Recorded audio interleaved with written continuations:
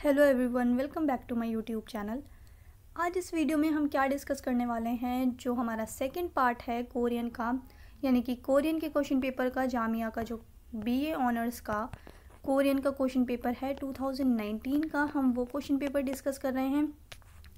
जो लोग चैनल पे नए हैं वो सब्सक्राइब कर लें। और जो हमारा फर्स्ट पार्ट था, जिन लोगों ने फर्स्ट पार्ट देखा इसका उन्हें पता होगा कि हम कोरियन का पेपर जो है 2 पार्ट्स में डिवाइड करके डिस्कस कर रहे हैं। जो 30 मार्क्स का हम लोग ऑलरेडी डिस्कस कर चुके हैं। मैं यहाँ आपको थोड़ा सा पैटर्न बता देती हूँ। यहाँ पे क्या होता है कि जो कोरियन का पेपर होता है जामिया में वो 80 मार्क्स का होता है, मतलब होता 100 मार्क्स का है। और जो 20 मार्क्स का होता है वो क्या होता है, सब्जेक्टिव। एंड 80 मार्क्स का जो होता है ये होता है ऑब्जेक्टिव पेपर। तो यहाँ पे हम डिस्कस कर रहे हैं ऑब्जेक्टिव पेपर। और ऑब्जेक्टिव में भी अब पेपर किस तरीके से डिवाइड होता है। 30 मार्क्स के जो होते हैं, स्टार्टिंग के 30 क्वेश्चंस जो होते हैं ये होते हैं स्टैटिक के क्वेश्चंस। इसमें आपको जनरल नॉलेज से क्वेश्चन पूछेंगे, यानी कि कोरिया से रिलेटेड हो सकता है, इंडिया से रिलेटेड हो सकता है, जो भी है वो इस तरीके के जनरल क्वेश्चंस पूछते हैं। उसके बाद जो 50 मार्क्स का होता है पेपर, 50 मार्क्स का पेपर क्या होता है, 50 मार्क्स की जो होती है वो होती है इंग्लिश। तो हम एक सेक्शन जो है वो पूरा कवर कर चुके हैं स्टैटिक वाला, और मैंने जैसे कि लास्ट वीडियो में बताया था कि हम इंग्लिश का पूरा सेक्शन एक साथ डिस्कस करेंगे। तो इस वीडियो में हम इंग्लिश वाला सेक्शन डिस्कस करने वाले हैं। ये है हमारा 50 मार्क्स का और ये है पार्ट 2। ये हमारा पार्ट 2 है क्वेश्चन पेपर का। डिस्क्रिप्शन में आपको लिंक मिल जाएगा, वहाँ से आप पार्ट 1 देख लीजिएगा। और इंग्लिश के क्वेश्चंस रिपीट नहीं होते हैं, जो पैराग्राफ वगैरह होते हैं। तो यहाँ पे हम ये डिस्कस करने वाले हैं ताकि आपको थोड़ा आइडिया हो जाए कि पेपर किस तरीके से आता है। और ये पेपर है हमारे पास 2019 का। और अब तक आप लोगों ने चैनल को सब्सक्राइब नहीं किया है तो चैनल को सब्सक्राइब कर लें, वीडियो को लाइक कर दें।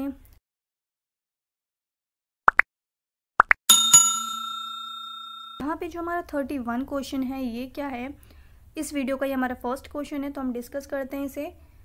अ writer is always having his own vision of life. So यहाँ पे जो रॉन्ग है, कौन सा वर्ड रॉन्ग है सेंटेंस में, यहाँ अंडरलाइन किया है, इज़ ऑलवेज हैविंग।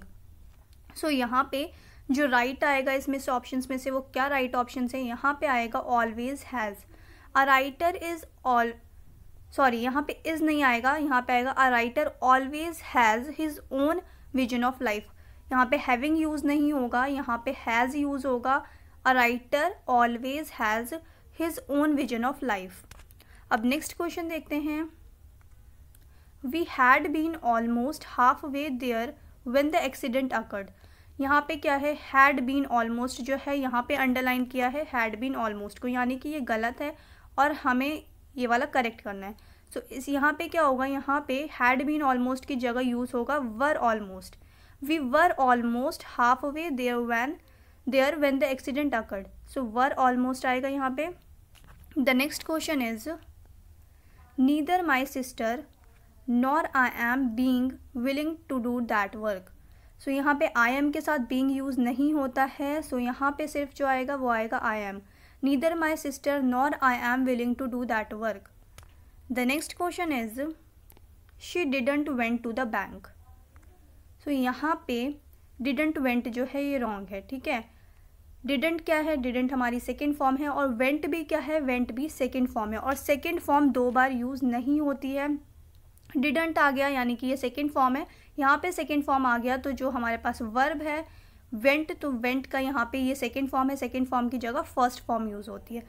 कभी भी 2 बार एक साथ सेकेंड फॉर्म यूज़ नहीं होती। यहाँ पे डिड क्या है, डिड सेकेंड फॉर्म है, तो डिड के साथ अब फर्स्ट फॉर्म वर्ब की यूज़ होगी, यानी कि गो। सो यहाँ पे जो करेक्ट होगा ऑप्शन वो होगा didn't go. She didn't go to the bank. The next question is the teacher tested the new student to see if he can read English. यहाँ पे क्या हो जाएगा, यहाँ पे उसका जो राइट ऑप्शन है वो यहाँ पे आएगा ही कुड रीड इंग्लिश। यहाँ पे इफ़ नहीं आएगा, ही से पहले इफ़ नहीं आएगा, और कैन का क्या हो जाएगा, कैन का हो जाएगा could. The teacher tested the new student to see he could read English. So A is the right answer. The next question is I shall wait here until the bus has arrived. ये क्या है, यहाँ हमने sentence पढ़ा, यहाँ पे underline जो है ये है the bus has arrived। यहाँ पे ये वर्ड गलत है। यहाँ पे आपने देखा I shall wait, so shall और विल जो है क्या होता है, वो फ्यूचर में लगता है। तो ये यहाँ पे क्या बात हो रही है, यहाँ पे बात हो रही है फ्यूचर की। और अराइव्ड क्या है, अराइव्ड हो गया थर्ड फॉर्म। सो यहाँ पे थर्ड फॉर्म कब यूज़ होता है, थर्ड फॉर्म यूज़ होता है पास्ट टेंस में। तो यहाँ पे फ्यूचर की बात हो रही है, तो यहाँ पे क्या होगा, यहाँ पे फर्स्ट फॉर्म यूज़ होगी। So the right option is the bus arrives. I shall wait here until the bus arrives. Sorry, यहाँ पे हैज़ भी नहीं आएगा अराइव्ड के साथ, यहाँ पे आएगा the bus arrives. So the right answer is D, I shall wait here until the bus arrives. अब यहाँ पे नेक्स्ट क्वेश्चन क्या है, यहाँ पे नेक्स्ट क्वेश्चन है each sentence below is followed by 4 alternative answers, choose the correct one. ये भी उसी तरीके से है। यहाँ पे अब देखते हैं 37th क्वेश्चन। तो 37 क्वेश्चन क्या कह रहा है, I was just dash time to catch him dash the airport. So यहाँ पे जो आएगा, यहाँ पे I was just on time to catch him in the airport. यहाँ पे इन आएगा सेकेंड वाले ब्लैंक में, फर्स्ट में क्या आएगा, on. I was just on time to catch him in the airport. The next question is, she was not afraid dash anyone and always stood up dash her rights. So यहाँ पे first blank में आएगा she was not afraid of. She was not afraid of anyone and always stood up for her rights. So of and for आएगा, यानी कि option D. So D is the right answer. She was not afraid of anyone and always stood up for her rights. The next question is, it was a pleasant surprise dash the local people but came as a horrible shock dash me. So यहाँ पे क्या आएगा first blank में, it was a pleasant surprise for the local people but came as a horrible shock for me. तो यहाँ पे दोनों में फॉर आएगा, फर्स्ट ब्लैंक में भी फॉर आएगा एंड सेकेंड ब्लैंक में भी फॉर आएगा। So the right answer is C, it was a pleasant surprise for the local people but came as a horrible shock for me. The next question is, he was sorry dash putting them dash danger. So यहाँ पे जो right option है वो होगा he was sorry for putting them in danger. First blank में जो आएगा वो आएगा फॉर एंड सेकेंड में आएगा in. He was sorry for putting them in danger. The next question is, he has been dash leave dash the past 1 week. He has on leave for the past 1 week. So यहाँ पे जो आएगा first blank में आएगा on and second में आएगा for. सो यहाँ पे ऑन एंड फॉर, यानी कि option B, he has been on leave dash the past 1 week. तो इसमें आएगा for, he has been on leave for the past 1 week. So option B is the right answer. Question देखते हैं 42 question, she is interested dash music and is very keen dash pursuing it as a career. So यहाँ पे जो आएगा she is interested in music, she is interested in music and is very keen on pursuing it as music and is very keen on pursuing it as a career. So यहाँ पे first में आएगा in and second वाले blank में आएगा on. So the right answer is A, in and on. She is interested in music and is very keen on pursuing it as a career. The next question is, unruly people may well become dash if they are treated with dash by those around them. So the right answer is calm and respect. Unruly people may well become calm if they are treated with respect. If they are treated with respect by these around them. The next question is, human survival is a result of mutual assistance since people are essentially dash rather than dash. So यहाँ पे जो answer आएगा वो आएगा cooperative and competitive. Human survival is a result of mutual assistance since people are essentially cooperative rather than competitive. So the right answer is B. The next question is, dash we will have to face the reality that the resources of the earth are dash. So first में क्या आएगा, eventually we will have to face the reality that the resources of the earth are finite. Finite मतलब कि मतलब एक limited जो है, अर्थ के रिसोर्सेज क्या हैं, वो लिमिटेड है, और जो हम लोग हैं वो क्या कर रहे हैं, बहुत ज़्यादा रिसोर्सेज वेस्ट कर रहे हैं। सो फिनिट मतलब इन्फिनिट नहीं है, ऐसा नहीं है कि बहुत ज़्यादा है, क्या है, लिमिटेड है, फिनिट है। So eventually we will have to face the reality that the resources of the earth are finite. So finite और फिनाइट जो भी आपको पढ़ना है। So the right answer is A, eventually and finite.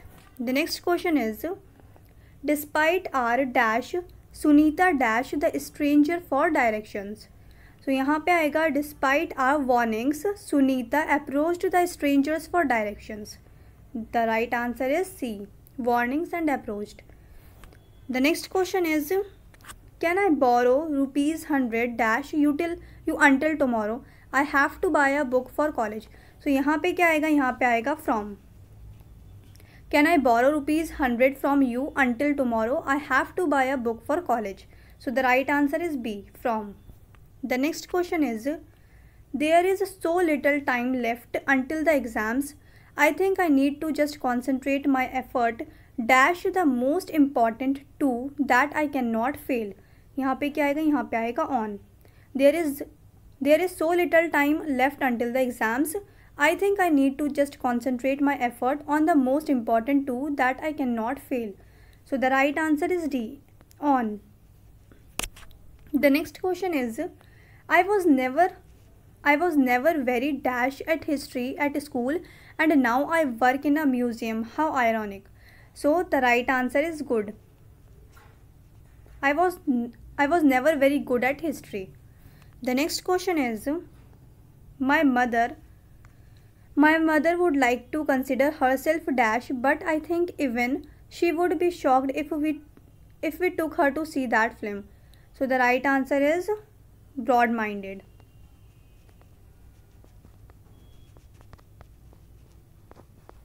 यहाँ पे क्या आएगा, यहाँ पे आएगा broad minded. My mother would like to consider herself broad minded but I think even she would be shocked if we took her to see that film. The next question is, okay so यहाँ पे जो इसका option है वो होगा A, option A is the right answer, broad minded. The next question is, a new type of transistor radio has been dashed by South African electrical engineers. So the right answer is developed. A new type of transistor radio has been developed by South African electrical engineers. The next question is, I want to play a game with you. First dash about an animal you would like to be ready. The right answer is think. I want to play a game with you. First think about an animal you would like to be ready. Okay, the next question is 54th question अब क्या है, does this pen belong dash you John? No, it is Mike's I think. So the right answer is 2. Does this pen belong to you John? So 2 is the right answer. The next question is, pass me the dash I need to put these sheets together. The right answer is stapler. Pass me the stapler. I need to put these sheets together. The next question is, if you help me dash the potatoes, I will chop them and you can go and watch the movie. The right answer is peel. If you help me peel the potatoes, I will chop them and you can go and watch the movie. So the right answer is D. अब यहाँ 57 question देखते हैं। 57 question है, I dash 50 pages but I have to read 50 more. So इसका right answer क्या है, I have read 50 pages but I have to read 50 more. The right answer is D. I read 50 pages but I have to read 50 more. The next question is, if I dash you, I wouldn't do it. The right answer is was. If I was you, I wouldn't do it. The next question is, this painting dash a fortune. The right answer is worth. This painting is worth a fortune. The next question is, she is the same age as me. She is the same age as me. The right answer is D. The next question is, can you drive dash please, can you drive more slowly, can you drive more slowly please. I think he dash in prison for what he did. I think he should be put in prison for what he did. The right answer is C, should be put. I think he should be put in prison for what he did. The next question is, he dash him with his homework. He told me to help him with his homework. The right answer is A. He told me to help him with his homework. The next question is, we hired a very good interior designer. The right answer is, we had the kitchen redecorator. We hired a very good interior designer. The right answer is D. Had the kitchen redecorator. So the right answer is D. The next question is, अब next question है हमारे पास 65. So 65 question क्या कह रहा है, what is correct. इनमें से correct sentence कौन सा है. So इनमें से जो correct है हम पढ़ लेते हैं. क्या है, how old people are wiser they become. No, ये सही नहीं होगा. if older people are wiser they become, ये भी नहीं है. The more old the people the more wise, no. So यहाँ पे जो ऑप्शन डी है वो करेक्ट है. The older people are the wiser they become. The right answer is D. अब यहाँ नेक्स्ट क्वेश्चन जो है वो है पैसेज. सो पैसेज पढ़ के आंसर देना है. मैंने आपको स्टार्टिंग में ही बताया था कि पैसेज या इंग्लिश का जो पार्ट होता है वो रिपीट नहीं होते हैं. सो यहाँ पे आप लोग पैसेज पढ़ लेना. मैं आपको आंसर्स बता देती हूँ कि किस तरीके से यहाँ पे ये अच्छे से पॉज करके आप लोग ये पढ़ लीजिएगा पैसेज और उसके बाद आंसर करिएगा. खुद पहले ट्राई कीजिएगा. यहाँ पे मैं आपको नीचे आंसर्स बता देती हूँ जो इससे रिलेटेड क्वेश्चंस हैं. सो हम यहाँ पे डिस्कस कर लेते हैं. मैं यहाँ पे इसलिए इतना लंबा नहीं पढ़ रही क्योंकि फिर ये टाइम वेस्ट होगा, क्योंकि क्वेश्चन पेपर में कभी भी रिपीट नहीं होते हैं. कोई भी पैसेज या जो इंग्लिश का पार्ट होता है वो रिपीट नहीं होता है पेपर में. और यहाँ पे जैसा कि मैंने आपको पहले ही बताया था कि ये पूरा जो है 50 मार्क्स का इंग्लिश का पेपर होता है. तो यानी कि आपको इंग्लिश पे भी ध्यान देना बहुत ज़रूरी है. किसी भी फॉरेन लैंग्वेज के लिए आप ट्राई कर रहे हैं, एंट्रेंस दे रहे हैं, आप किसी भी लैंग्वेज में ग्रेजुएशन करना चाहते हैं, पोस्ट ग्रेजुएशन करना चाहते हैं, सो आपको उसके लिए इंग्लिश बहुत स्ट्रांग होनी चाहिए आपकी. सो इंग्लिश पे अच्छे से कमांड कर लीजिएगा. यहाँ पे हम ये डिस्कस कर लेते हैं थोड़ा सा. द नेक्स्ट क्वेश्चन इज़, यहाँ पे अब जो है 67 है और ये यहाँ से जो नीचे क्वेश्चन हैं ये सारे क्या हैं, ये इससे रिलेटेड है. यहाँ पे जो पैसेज है उससे रिलेटेड क्वेश्चंस हैं. सो यहाँ पे हम देख लेते हैं क्वेश्चन क्या है. The main idea of this passage can be best stated as. So ये जो क्वेश्चंस आते हैं ये क्या आते हैं, यहाँ आपको ऊपर पैराग्राफ में ही आंसर्स मिल जाएंगे. तो यहाँ पे मैं आपको सिर्फ आंसर बता देती हूँ. आप पैराग्राफ पढ़ के उसके बाद खुद भी ये सॉल्व करिएगा पहले, उसके बाद डिस्कस मतलब उसके बाद आंसर्स देखिएगा. पहले आप खुद सॉल्व करिएगा. सो यहाँ पर मैं आंसर आपको बता देती हूँ. इसका जो आंसर होगा वो होगा B. Dewey's idea of education contains a significant social component. So यहाँ पे जो पैराग्राफ में जो मेन आइडिया है पैसेज में वो क्या है, वो एजुकेशन से रिलेटेड है. सो वो आप पढ़ लीजिएगा, उसके बाद सॉल्व कर लीजिएगा. थोड़ा आइडिया हो जाएगा आपको किस तरीके के पैसेज आते हैं. The next question is, the word nurturing in para 3 means. Paragraph 3 में जो है ये वर्ड यूज़ किया है नर्चरिंग. यहाँ पे मैं लिख देती हूँ. सो इसका मतलब क्या है, इसका मतलब है supportive. The right answer is C, supportive. The next question is, the phrase a continuous reconstruction of experiences. ये जो लाइन है यहाँ पे, ये जो सेंटेंस है ये पैरा 5 में यूज़ हुआ है. A continuous reconstructions of experiences used in, ये पैराग्राफ में यूज़ हुआ है. अब ये इस फ्रेज को यहाँ बताना है. So the right answer is never ending process. Never ending process is the right answer. The next question is, while not directly stated, the passage suggests that. तो इसका जो आंसर होगा वो होगा D. True education fosters the desire for life long learning. The right answer is D. Paragraph मैंने आपको पढ़ के नहीं कराया, ये आप पहले खुद सॉल्व कर लीजिएगा क्योंकि ये रिपीट नहीं होते हैं. और अब तक चैनल को आपने सब्सक्राइब नहीं किया है तो चैनल को सब्सक्राइब कर लें, वीडियो को लाइक कर दें और अपने दोस्तों के साथ भी शेयर करिए. अगर आपको कुछ कहना है, कुछ पूछना है तो आप कमेंट में पूछ सकते हैं. और अगर आपको रिप्लाई नहीं मिल रहा है और आप कुछ पूछ रहे हैं, आपको रिप्लाई नहीं मिल रहा है, तो आप इंस्टाग्राम पे भी मैसेज कर सकते हैं. डिस्क्रिप्शन में आपको लिंक मिल जाएगा. अब हम नेक्स्ट क्वेश्चन देख लेते हैं आगे का क्या है. यहाँ पे जो आगे है ये भी क्या है, ये भी एक विलियम वर्ड्सवर्थ का क्या है, यहाँ पे एक पोयम है अर्ली स्प्रिंग. सो नीचे जो है ये इससे रिलेटेड क्वेश्चंस पूछे गए हैं, ये आप पढ़ लीजिएगा. और यहाँ पे क्वेश्चंस हैं ये डिस्कस कर लेते हैं हम लोग. तो यहाँ अब हम 71 क्वेश्चन देखते हैं। अच्छा, और जैसे कि मैंने पहले ऊपर पैसेज में आपको सिर्फ आंसर्स बताए थे, वैसे यहाँ पे मैं आपके साथ सिर्फ आंसर बताने वाली हूँ आपको। आप ये पूरी पोएम पढ़ लीजिएगा। यहाँ पे हम डिस्कस कर लेते हैं what is the mood off the poet in these lines. So the right answer is मेलनकली। मैं आपको आंसर्स बता दे रही हूँ, आप ऊपर से पूरा पढ़ लीजिएगा। पॉज करके पहले आप पढ़ लीजिएगा, उसके बाद यहाँ पे आप खुद सॉल्व करिएगा।